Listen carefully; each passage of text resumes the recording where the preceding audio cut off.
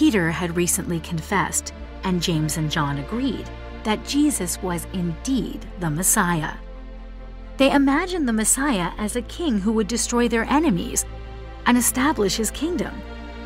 But it was neither the time nor the place for that kind of conquest. So Jesus began showing his disciples a very different part of God's salvation plan: how he would be taken to the city, not to be crowned king, but to suffer and die. Such distressing news left them confused and disheartened as they followed Jesus up the mountain to pray. When prayer was needed the most, the disciples felt too discouraged to pray and fell asleep instead. Perhaps to dream of the perfect kingdom that now seemed out of reach. They did not understand that without the shedding of his blood, there would be no forgiveness of sins, and without forgiveness, the deadly curse of sin and eternal death would continue to rule. They did not understand, so they slept. A moment later, their dreams were interrupted, and they awoke to a much greater vision. Jesus was standing before them with a brightness as brilliant as the sun itself. His clothes glowed the brightest white imaginable.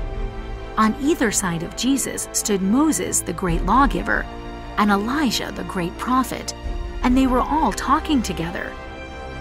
The disciples were astounded and amazed that they were in the presence of Moses, whom God knew face to face, and Elijah, who had once called God's fire down from heaven.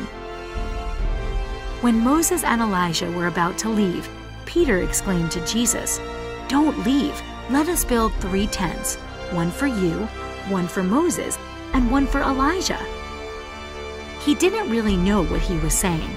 He just wanted the glory of this moment to last forever. But as the words left Peter's mouth, he was interrupted by the voice of God.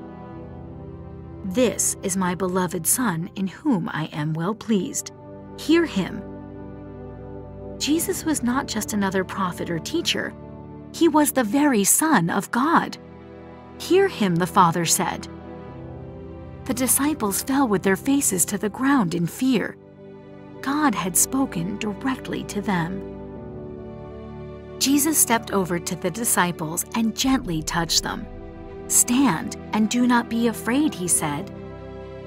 They looked up to see that Jesus was now standing alone, his glory once again covered in humanity. "Do not tell anyone about this until after the resurrection," he cautioned them.